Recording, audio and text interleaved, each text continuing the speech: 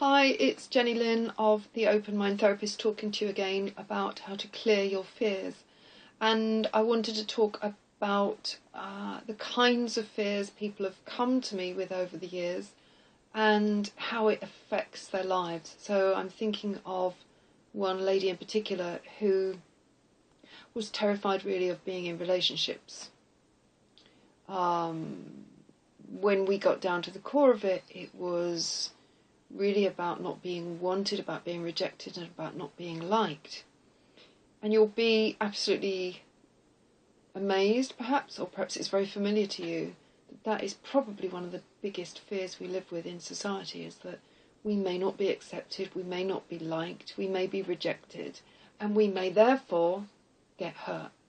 So the fear is we're not very likeable. We can't be very likeable. Because if we really, really loved ourselves, can you imagine what would it matter what other people thought? What would it matter if they rejected us?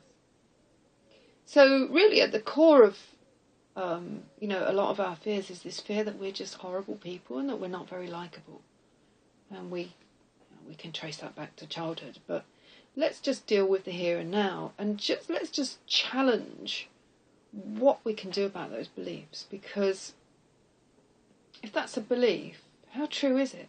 How true is it? Is it really about us being unlikable or unlovable? Is there really something awful about us? What's so terrible about us that we wouldn't be loved or liked? And I'd like to just challenge you to think and reflect on that for a moment or two. What is so terrible about me that other people would hate so much and would therefore cause me to be rejected and marginalised and sidelined?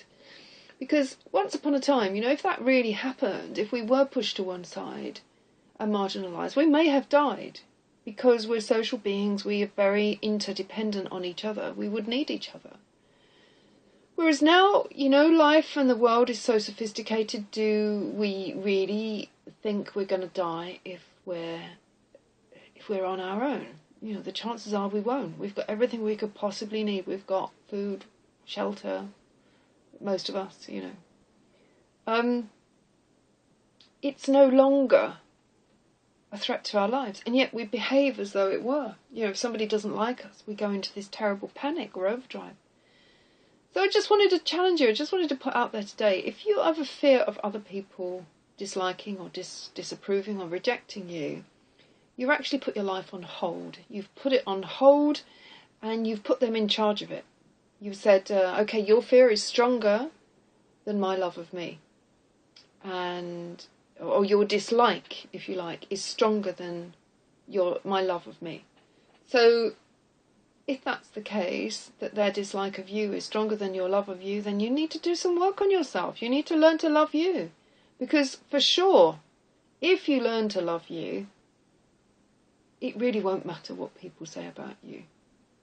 And another thing, if you learn to really love you, guess what? You'll attract some really lovely people into your life. People that really do love you. Because in one of my other videos I talk about self-environment, and that means that, how you feel in yourself, you attract the same to you. So that's a Buddhist lesson that we've learned over many, many years. So you start to love you, you start to invite people to love you. Now, that isn't a superficial love. That isn't a kind of, I must paint my nails and put my makeup on and then I'll be lovable, or I shall love myself then. That is a kind of a much deeper appreciation of who we are and what we're about and what our mission is on this planet, because we all have a unique mission. We all have a purpose. And loving that purpose and loving that mission is really who we are. So, just a few bits of food for thought for you to reflect on and for you to think about. Ask yourself, what would it be like if I could love me? And how important would it be if others didn't like me then? Okay, let's go. Take care.